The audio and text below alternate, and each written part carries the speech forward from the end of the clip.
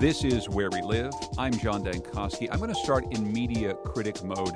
Last night's Republican presidential debate on CNN showed that network at its very worst, blending pandering with a myopic focus on candidates' attacks on one another. The bombastic tone of the opening sequence was followed by questions that were meant solely to get responses just like this one. Jeb doesn't really believe I'm unhinged. He said that very simply because he has failed in this campaign. It's been a total disaster. Nobody cares. And frankly, I'm the most solid person up here. I built a tremendous company, and all I want to do is make America great again. In case you didn't know, that was Donald Trump. Today on the Wheelhouse, our weekly news roundtable, we're going to be talking about the news of the week, starting with last night's Republican presidential debate in Las Vegas. Later on, we're going to be talking about Governor Malloy and guns. If you want to join us, 860-275-7266. Again, 860-275-7266. Comment on our website, WNPR.org/Where We Live. You can find us on Facebook and Twitter at Where We Live. Joining us, as always, is the host of the Colin McEnroe Show on WNPR, Colin McEnroe. Hi there, Colin. Well, Colin, wake up. Wake up. Did you stay up late last night watching the debate by any chance? A little bit. A little bit. Thanks so much for coming in. Leah Wright-Rigueur is here. She's assistant professor of public policy at the John F. Kennedy School of Government at Harvard. Her most recent book is The Loneliness of the Black Republican, Pragmatic Politics and the Pursuit of Power. Good to have you in studio, Leah. Thanks for having me back. And Kevin Rennie is here. He's an attorney, and he's a columnist for the Hartford Courant. Hello once again, Kevin. Good morning, John. Well, I stayed up late too, but I'm perkier than you are. I know. I got a little bit of sleep last night. I have to say that staying up last night is one of the things that you have to do when you're going to do a program like this on Wednesday morning. I just want to go around, first of all, and just to get a couple of top-line thoughts from each of you about this debate last night. Colin, I saw CNN as a little bit of the problem last night. We can talk through that a little bit more. What did you see in last night's debate? Well, I'd have to go along with that. I think the way they framed things was borderline offensive. In other words, watching this debate, if you didn't know anything about recent history, you would imagine that really San Bernardino was the only thing that had happened in America that was alarming over the, say, 15 years since 9/11. And that's obviously not the case. We've had a good count on domestic terrorism is probably about 93 people who've died from it. About half of them have been the objects of Muslim terrorism, the rest other kinds of terrorism. And I'm not suggesting that 14 people dead in San Bernardino isn't a high death toll and something to be very worried about, but the kind of state of emergency attitude that was projected last night, as though we really were already in some kind of on a war footing. I think that was Ben Carson's. It's kind of like, would these people know a war footing if they really saw one? Because this isn't it right now. This is peacetime. We have some problems here. We have some threats domestically, but they don't exist at the level that they were being talked about right now. Last night, there are bigger problems. There are more Americans dying from other preventable things. But I blame CNN a little bit for letting them – you would not have thought, for example, that the Colorado shooting ever happened if you were watching last night. I blame CNN for sort of keeping that frame up and not forcing them to look at bigger pictures. Well, and bigger pictures, which include a whole conversation we're going to have later about how gun policy in America plays into all of this. The fact is that the San Bernardino shooting does have that overlay as well, and it was – for many of us here, we were thinking about this on the week of the anniversary of the Sandy Hook shootings, Colin. So, yes, there are probably some other things that we could have at least mentioned, but I'll put that at the feet of CNN too. Yeah, and I mean, other than that, I mean, I do think I guess maybe my other aperçu from last night is I'm pretty good friends with a Jeb Bush supporter, and I sent him an email saying, really, Richard Nixon was the last American president who had an undisguisable mean streak. You could talk about a lot of other people who've been presidents since then who had character flaws of various kinds that they were either good or not so good at hiding.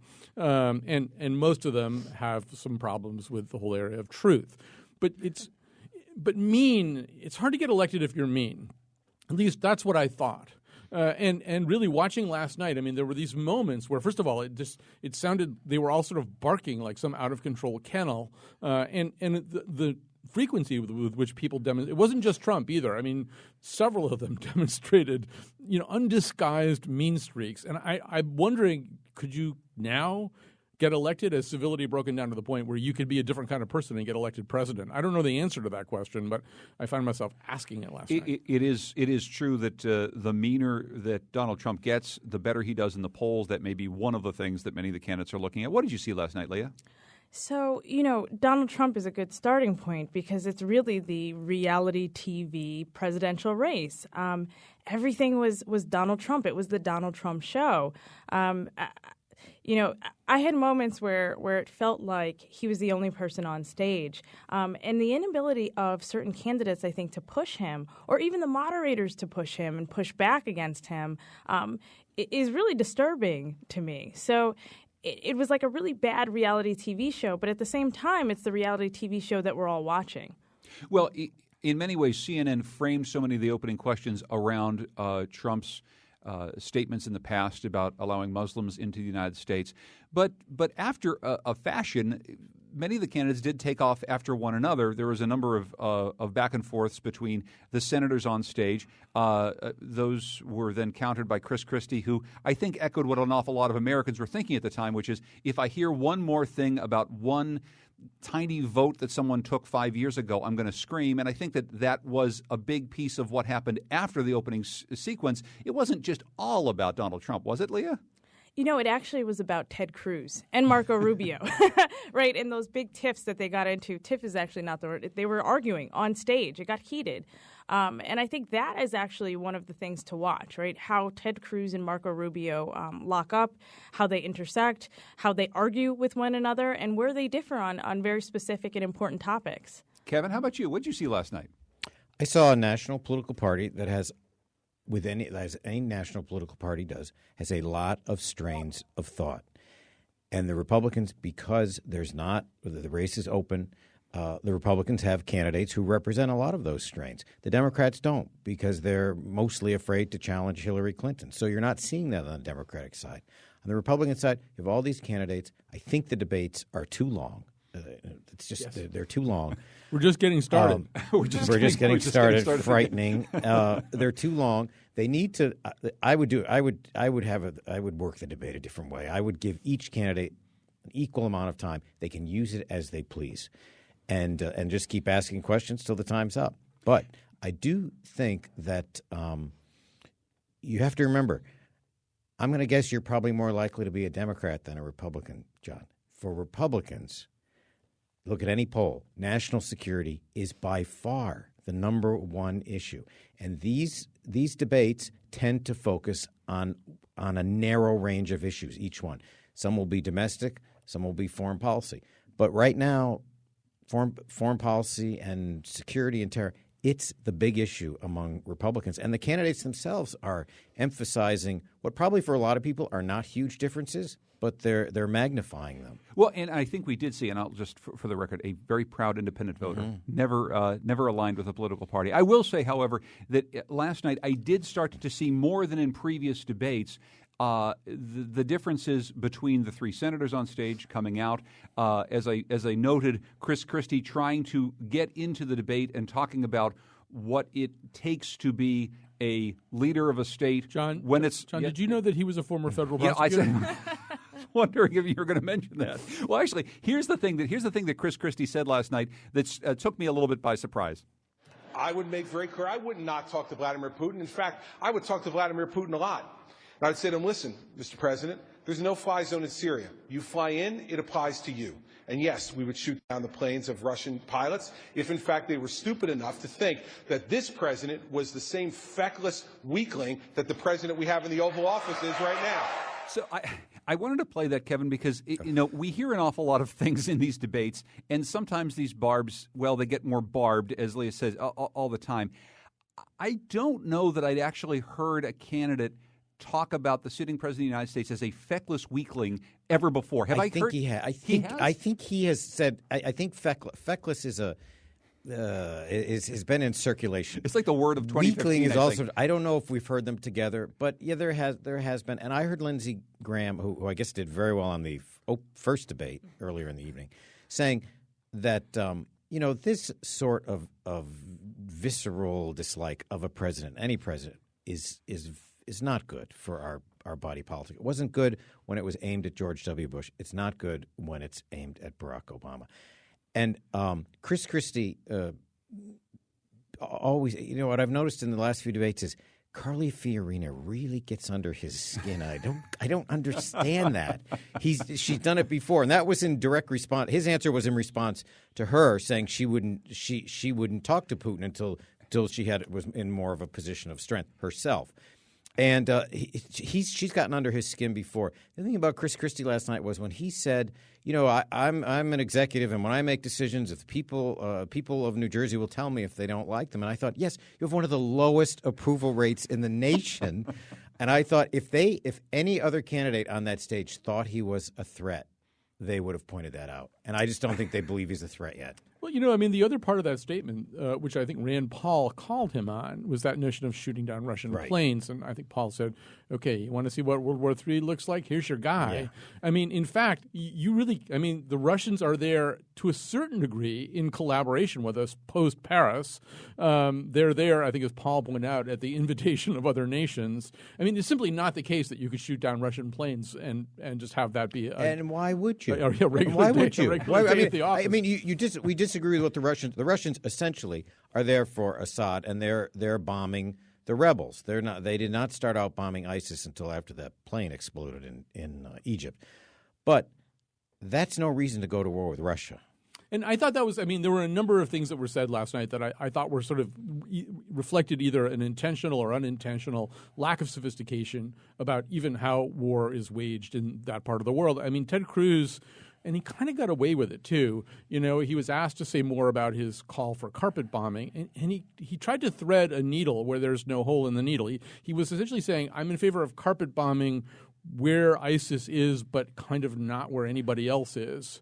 And there is no such – first of all, the nature of carpet bombing is that it's an unsophisticated military tool. It doesn't really pick and choose very much. If you're going to be in favor of carpet bombing, you're basically committing to a campaign where you're going to kill a lot of civilians while you're overspreading a large area with explosives. And the fact that he's unhappy with the amount of tonnage dropped already. I think if you add the 6,800 American strikes in the last 465 days to the ones done by our coalition partners, it's around 8,000 strikes. That's nothing to him. He wants a lot more. But somehow or other, he was allowed to say, but there wouldn't be much collateral damage somehow. Well, because it's targeted carpet bombing. I will just quickly say that was one of the strengths of the CNN moderators. When they finally got around to asking a question, if they didn't have the question answered, they would ask it again, and that was one in which he was pushed back on.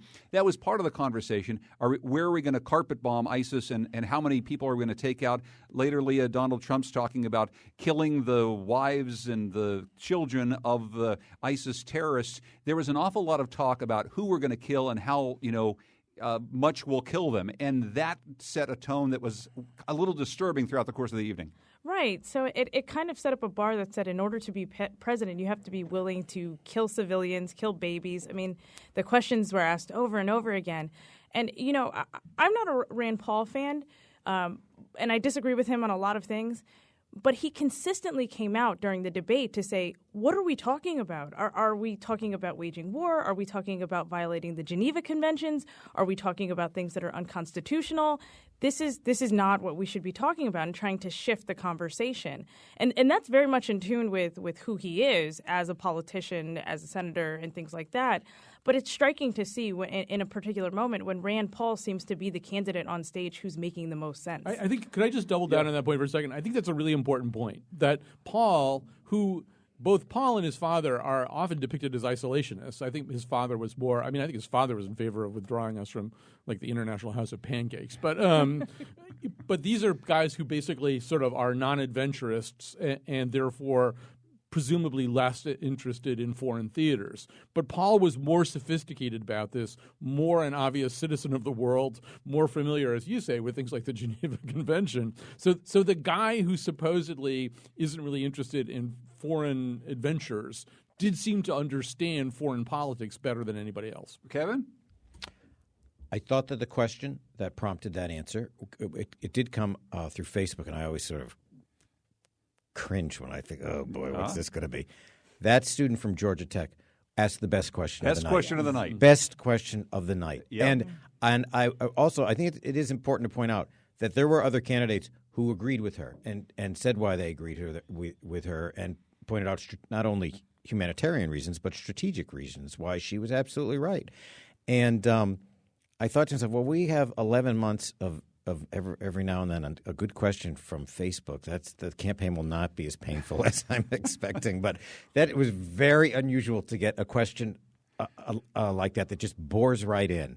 Well, I have to ask before we excuse me. By the way, Donald Trump, as usual, could not answer that question in a way that a seventh grade teacher would give him at least a B on his answer. Kevin, I'd also like to ask you, my sense of Hugh Hewitt last night. Hugh Hewitt was sort of the outside CNN addition to the questioning panel.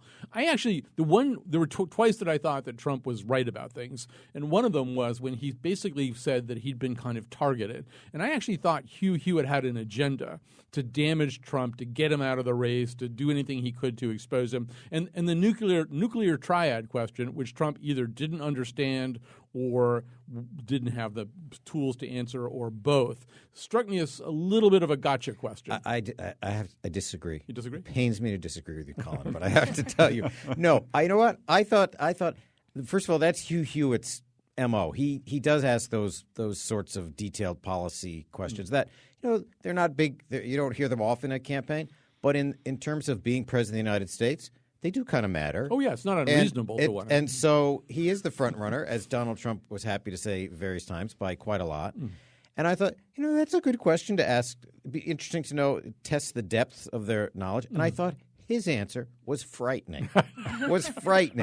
He had no idea. And he would give him two shots at it, too. Yeah. Yes. And I thought, the funny thing is, these candidates, they don't really – I don't think they view it as a debate. They view it as an opportunity to use their maybe 6.5 to 7 minutes to make an impression. And I thought that Marco Rubio was pretty subtle in the follow-up to say, well, this is what the nuclear triad is. And he left out, and that idiot over there. I think he said, in case people at home are wondering. Yes, which is actually a pretty good line. Yeah. You always use that when you can. We're talking today with Kevin Rennie, who's a columnist for the Hartford Courant, Colin McEnroe from the Colin McEnroe Show, Leah Wright-Rigueur from the Kennedy School at Harvard University. When we come back, we'll talk more about what happened at last night's GOP debate, talk a bit more about national security and about all the military spending that candidates want to see happen. We're also going to be talking about Daniel Malloy and gun policy. That's coming up next, Where We Live.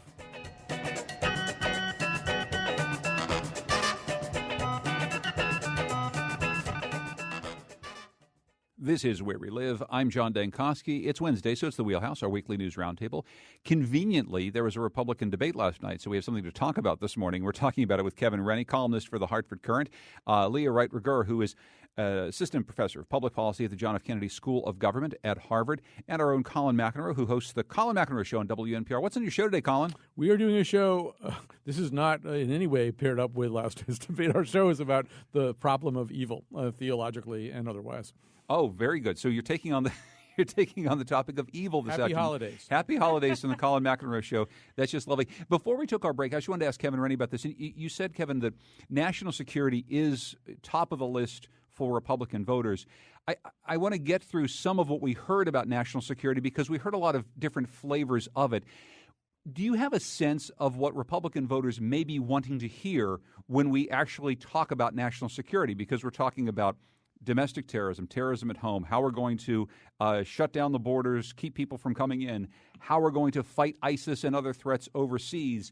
What are the national security topics you heard talked about? What are the things you think that people actually need to hear a little bit more about from the candidates? Well, I think they probably need to have longer answers, the opportunity for longer answers. And those answers would start with how we got where we are today and how we're going to change that. Those are complicated answers.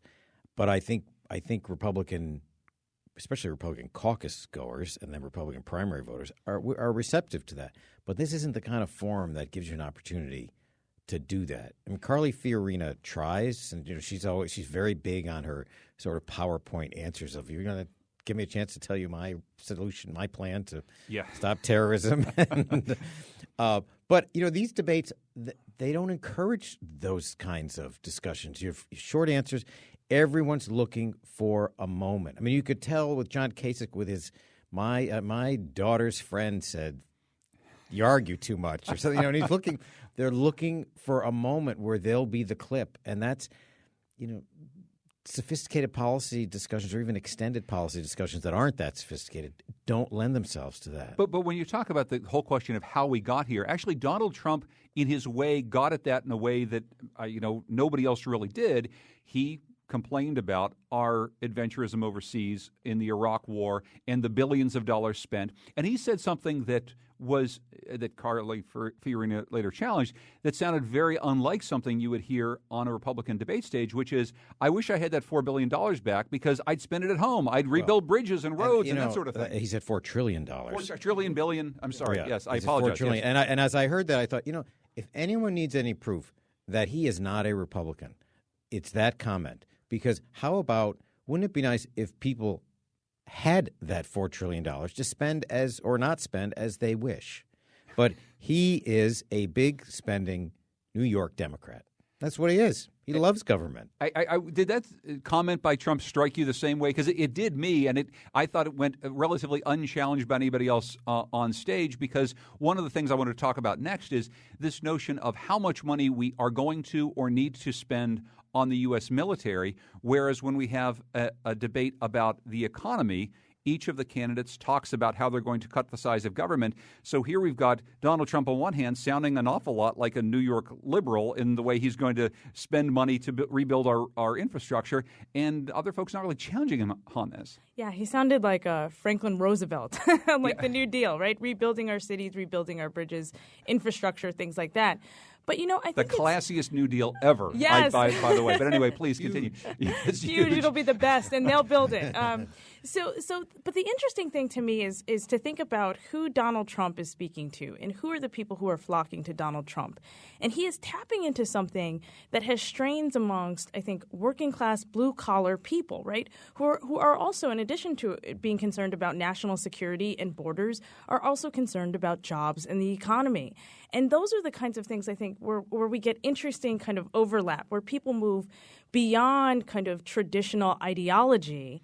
And we're starting to see, white working class men love Donald Trump, and he is speaking to them, and he is saying the kinds of things that they want to hear. And I think that is part of what they want to hear.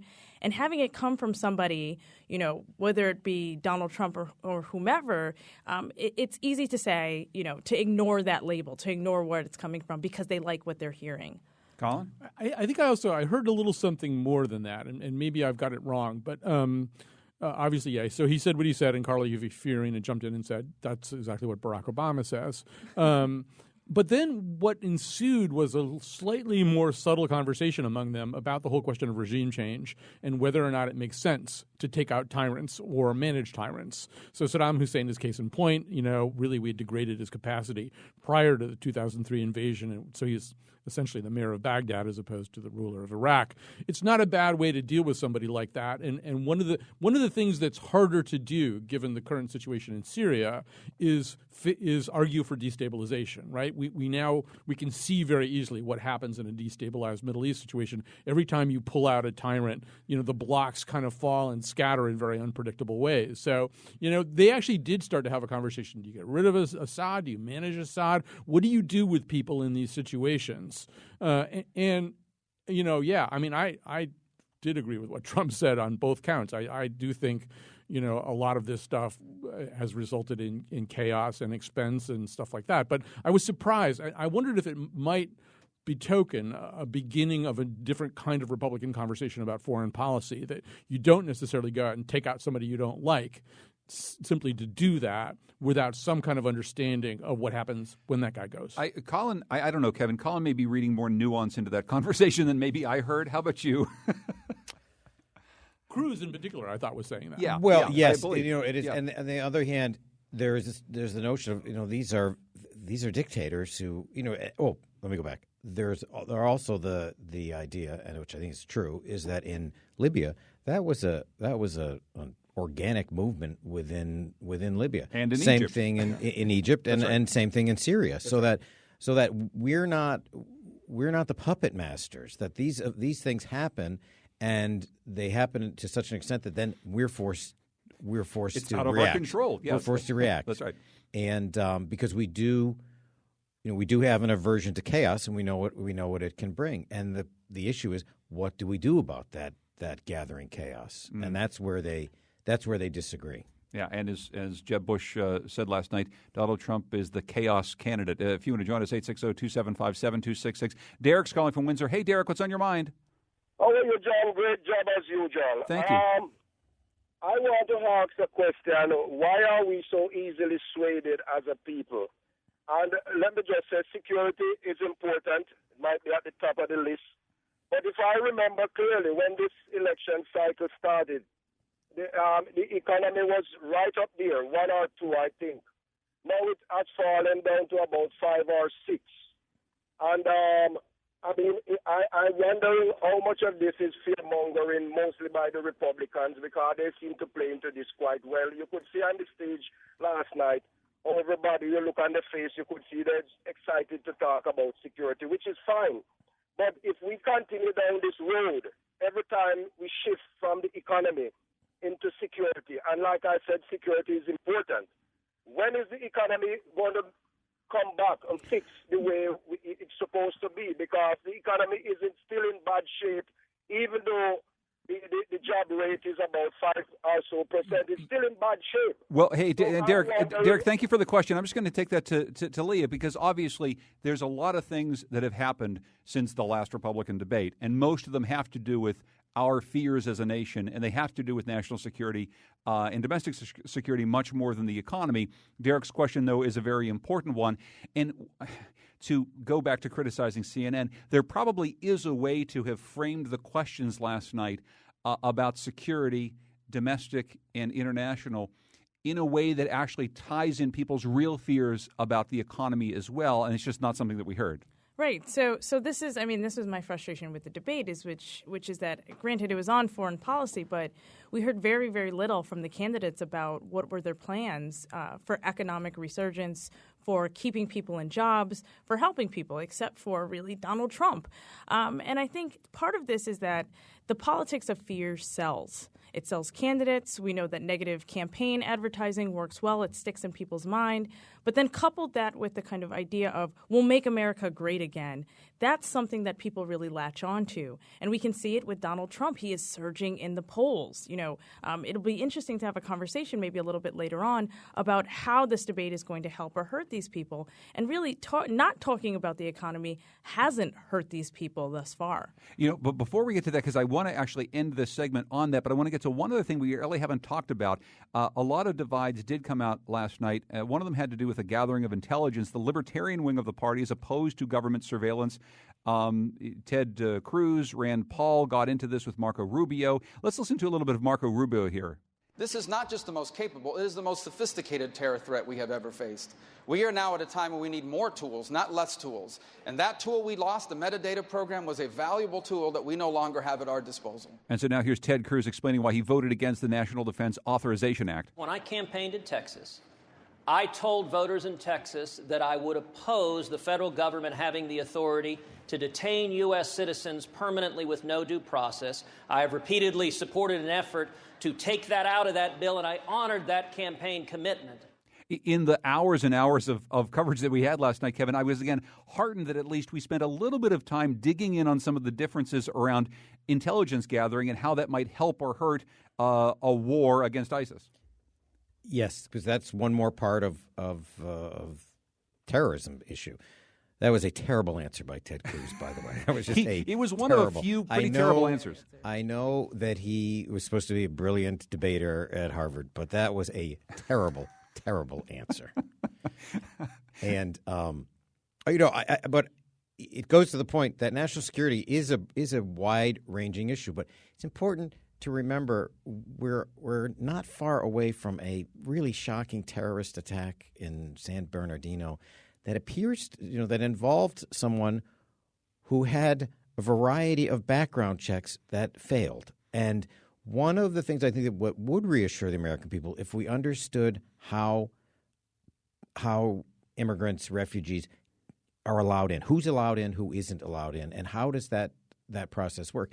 And I think most of us don't have a clue as to how that works. And I I think when the president spoke to the nation just over a week ago, I think he should have spent some time, frankly, lecturing us on it, just explaining how this works. Because I don't know if any of the three of you know the details of how it works. I'd be interested in hearing it. Well, that's the thing is, I think as we talked about after his speech, just a 13-minute speech in which he didn't tell us very much of anything at all. We were maybe all listening for a little bit more. What did you take about that part of last night's debate, Colin, where we talked about intelligence gathering? We talked about Carly Fiorina, whether or not she cooperated as the head of HP with the NSA. Donald Trump wanting to, as he says, penetrate the internet, and I'm not quite sure what that means. Obviously it was good that we had a little discussion and we brought out some clearer lines of demarcation between various camps in the Republican Party. Yeah, and I now sort of wonder what's the tail and what's the dog. I mean, there's the candidates and there's the American public. I think the American public is very ambivalent about how it feels about all this. I think there's times in which it really regards the NSA as having engaged in overreach in terms of gathering domestic intelligence. In general, I think Americans don't want to live in a country where there's 270 million people or however many there are, and everybody's either on a naughty or nice list, and the government knows something about everybody or has decided it doesn't need to know something about this particular person. I mean, we don't want the elf on the shelf watching us all the time. On the other hand, as Kevin correctly points out, in the aftermath of something like San Bernardino, people flip on this for a while, right? Then they say, oh, actually... maybe we would like you to know a lot more about everybody if that means I'm not going to get shot. And if nothing else, maybe we just like to know a little bit more about the systems that are in place to keep us safe. And that's the thing that he was saying before is we don't really know what's there in place now. We don't know what people are looking at. We don't know what the screening systems are. We don't know, and we probably should know a little bit. Although Rubio, I think, also makes the point, how much of our intelligence infrastructure do you want to lay bare in this chaotic debate structure in front of 15 million viewers? I mean, some of this stuff doesn't need to get talked out probably in some other kind of environment. And I'm not saying that. What I'm saying is how does the process work? I mean, they don't have to show us all the details, but just the process of, and I think we'll get to this when we talk about guns, is how do you get on the no-fly list? How do you get off the no-fly list? It's just these things are pretty mysterious to us, but we're expected to believe that they're well shaped and well administered, and that they're there to protect us. John Lewis is on the no-fly list. Yeah, that's right. And has had problems with this for years. And when you look at the no-fly list, it's kind of a mix of people that we suspect as being, of being terrorists or having terrorist affiliations, radical leftists, civil rights activists, and kind of, children have been appointed to the no-fly list. So I think, I think this point about in moments of crisis, immediate crisis, people are on high alert and they are confused and there is a lot of chaos. People who have no connection to the San Bernardino shooting still feel a measure of fear, right? We see this in the aftermath of 9/11 when people in the South are really concerned about acts of terror, even though they are in no way, shape, or form connected to, say, New York City.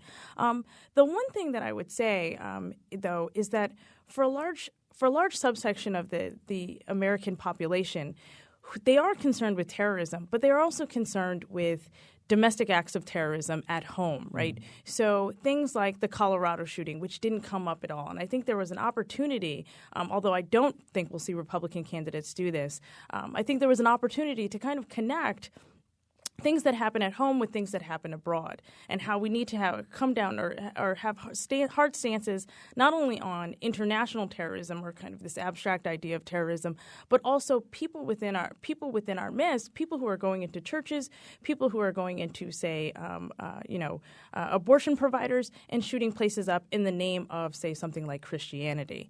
So those are issues that should be discussed. I would have loved to have seen the moderators say bring that up, but we didn't see it. Well, Leah, could I just say one thing? Yeah. I've been on planes with children who should be on the no-fly list. Probably my children. But before we take a break, I mean, there was one little moment in which CNN tried to lob a little bit of a softball to Jeb Bush about this notion of what the party is supposed to look like. And there has long been this question after Barack Obama wins the White House twice, whether or not the Republican Party needs to be more inclusive. And then Donald Trump comes up with some of the rhetoric that he certainly has, and many others have followed it. I know that you've written and you've talked extensively extensively about this, Leah. I mean, what do you expect to hear in the next couple months from a Republican Party that seems to be getting strength behind Donald Trump, saying things like, I want to build a wall, I know how to build, I want to keep immigrants out, when there still is clearly, I think, a need within the party, as expressed by many leaders within the party, that they need to open it up to a lot more people and look and sound an awful lot different on some of these issues? So I think we'll see a lot of token efforts. So we'll see things like Donald Trump meeting with 100 pastors, 100 preachers. He claims that next month he's going to be meeting with 200 pastors. We'll see Ted Cruz using African Americans, Latino Americans to propose certain policies. He also met with a pretty radical, right-wing radical black preacher. Rand Paul has been doing this for 2 years and has been doing pretty heavy work in minority communities. So we will see these kind of token outreach efforts, but a lot of that is undercut by the very, very extreme rhetoric and behaviors of some of the candidates. So a perfect example is the night before last night's debate. At a Donald Trump rally, there's a black protester who comes in, and people start screaming obscenities at him. Some people yelled, racial slurs, and one person said, "Let's light this, curse word on fire." And so I think that's the kind of thing that Trump people later see. said, and maybe he should get roughed up a little bit. I mean, Trump actually endorsed the behavior, which is even freakier. Right. And so I think part of this is that people don't necessarily say, well, look at this individual act, look at this individual act. They look at policies, but they also look at the behavior of the worst elements of the party. And so when you look at that, there's absolutely no way. They're doing significant damage. And I think Lindsey Graham brought this up, and Rand Paul has brought this up before. Kevin, a quick thought on this? Well, if you look at a snapshot of the three of the top four contenders right now in the polls, and that's changing a lot, but in the Republican Party, one is a black neurosurgeon, and two are Latino, fairly young United States senators. Who would have predicted that? And you should mention that Ben Carson, every time he's in a bookstore, he buys Leah's book. He goes Loneliness of the Black Republican. That sounds kind of like me. I think I'll buy that book. Well, I'll let you have the last word on this segment, Colin. I mean, how does everything shake out after all this? I mean, does anything substantively change in terms of the stacking of these people? If we all saw them on stage again, would they be standing in different positions? Well, the conventional wisdom is that Cruz does better in Iowa, that somehow or other the air starts to go out of Trump, right? That post-Iowa. I don't know whether that's true, because everything that everybody says about Trump turns out not to be true. And then the other wisdom is that it kind of turns into a Cruz-Rubio race. I think Leah's kind of alluded to that. And I do think in all the ways that we've just been talking about, Rubio is the person who can maybe speak a little bit more effectively to some of the groups that Leah's talking about, the Republicans seeking to reach but not being very persuasive with. I wouldn't be surprised if one guy who bumps up a little bit is Christie, actually. I think he's still going to be low numbers, except for in New Hampshire, but I bet you his numbers go up a little bit as a result of last night. Any other thoughts on that? So I exactly agree. I think that right now that Donald Trump has such a sizable lead in so many polls and in so many areas that, we need to put him in his own category. And really what we're looking at right now is Cruz and Rubio, and who are really duking it out, I think, for second place. And so that's what we have to pay attention to. Carson, who was at one point in second place and at one point even in first place, did himself no favors last night. And we're going to see a decline from him steadily going into the Iowa caucuses. I think that you can't underestimate Ted Cruz, and if he defeats Donald Trump in Iowa, I think that will be a deflating moment for Trump to not come in first there, particularly with all his braggadocio. And then if they go, 10 days later, they're in New Hampshire, and Trump doesn't win again. I think that those individual results make a difference as to how they're perceived in the rest of the country. We're going to be turning next to Governor Daniel Malloy and his latest plan on guns. If you want to join us in the Wheelhouse, 860-275-7266. This is Where We Live.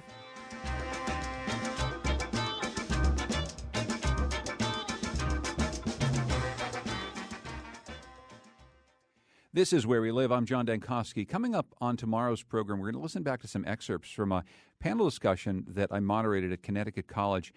It was about free speech and race on college campuses. Jelani Cobb, who writes for The New Yorker and is from the University of Connecticut, went head-to-head with the Atlantic's Connor Friersdorf It's something that they've both written about a lot, and it was in front of a very energized audience of about 300 people at Connecticut College. We're going to listen back to some of that on tomorrow's Where We Live. Today, it's the Wheelhouse, our weekly news roundtable. We've been catching up on the news of the week, including last night's Republican debate. We're talking with Colin McEnroe from The Colin McEnroe Show, Kevin Rennie from the Hartford Courant, Leah Wright-Rigueur, whose latest book is The Loneliness of the Black Republican, Pragmatic Politics and the Pursuit of Power.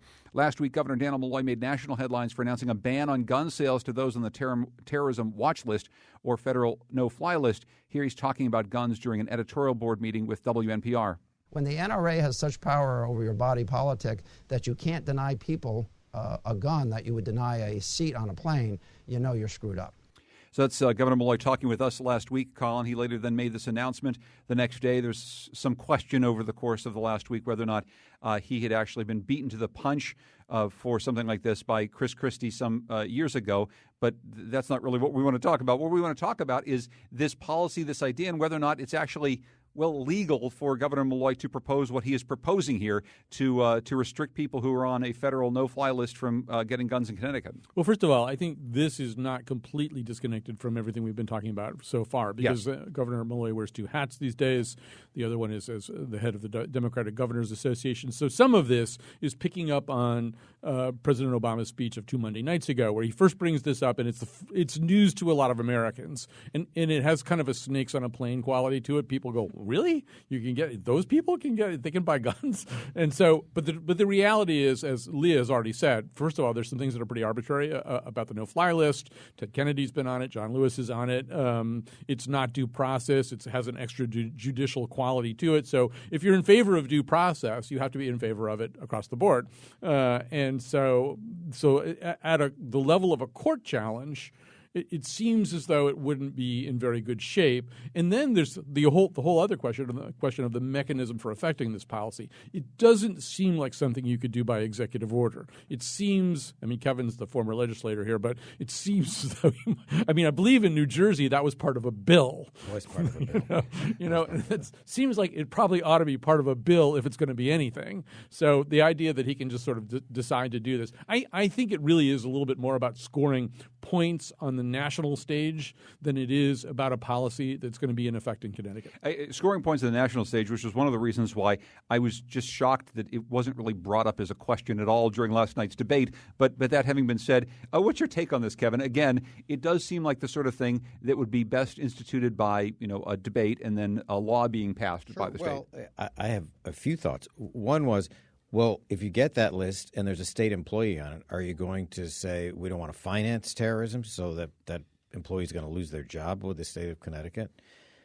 My other thought is that, and I've written about this many times, he gave $30 million in public money to Bass Pro Shops to build a gun retail center in Bridgeport. If he really meant what he said about guns, he never would have done that. Never would anyone who cares about guns have done that. And the third thing is, I believe we're in a window right now where anything that keeps people from thinking about what is GE going to do is high on their list. Mm-hmm. I think that within probably the larger public doesn't feel it, but within government circles, what GE is going to do in their decisions to whether they stay or go is people in government are obsessed about it, and they're reading all sorts of tea leaves they're reading leaves that aren't even tea leaves, and there are other leaves, and they it's I think anything to distract from that is moves up the list of issues to shine a light on. Leah, I mean, is this an issue in which Governor Malloy, taking on this new role as the head of the Democratic Governors Association, is trying to score national points? Is this something that strikes you as appropriate state policy? So I think it's a feel-good moment for him. I think it's absolutely political. It sounds really good. Again, I mentioned earlier, in moments of fear, I think people respond in particular ways. And so it sounds really good right after we have something like the San Bernardino shooting, right around the anniversary of Newtown, all of these things to say we are going to crack down on gun control by focusing on people who are on the watch list. In reality, it's a violation of due process of people's civil liberties. And in fact, the people who are most likely to be affected are people who are not, engaged in all kinds of things. Again, I mentioned John Lewis. I've mentioned children who have been on the watch list, random people, radical leftists, things like that. So I don't think that it's, another way to put this is, if we're going to talk about gun control, we need to be having a different conversation. And unfortunately, those conversations around gun control have not happened because there's so much fear around actually issuing real laws and real policy and real legislation around gun control. We got a tweet from our friend and panelist often on this program, Kalila Brown-Dean, who says, people hate tying gun access to no-fly lists because it might bar innocent people. Too bad, she writes. The same logic doesn't apply to voter fraud lists. We just have a couple minutes left, Colin. Do you have a quick thought on wrapping up this part of our conversation? Well, just that, maybe to double down on something that Leah said, this it's hard to deal with this question by breaking off little pieces of it.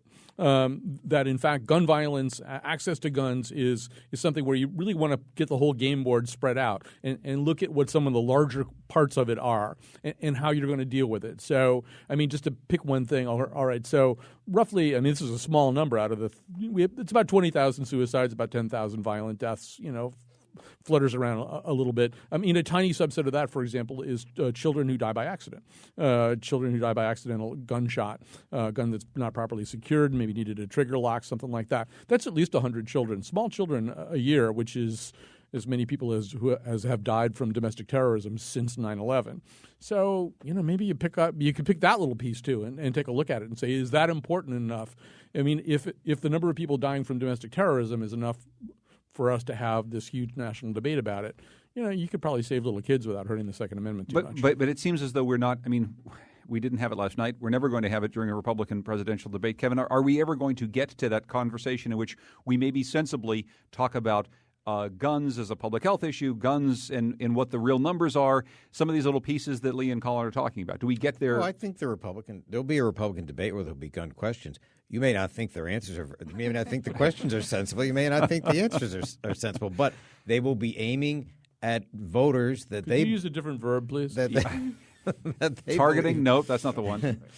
They may believe – they'll speak to the people they believe choose the Republican nominee for president, just like the Democrats will speak to their direct constituents in the pre-nomination contest. We just have a minute left. Daniel Malloy told CT News Junkie in an editorial board meeting with them that he's not ruling out a third term. Any chance that Governor Daniel Malloy runs for a third term, Kevin? Oh, I hope so. I hope so. It just gives you so much to write about.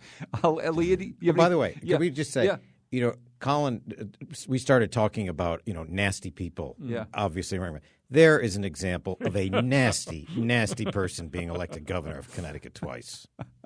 Any thoughts, Leah? Does Governor Malloy run a third time? I think if he does, it's going to be exciting. Yes.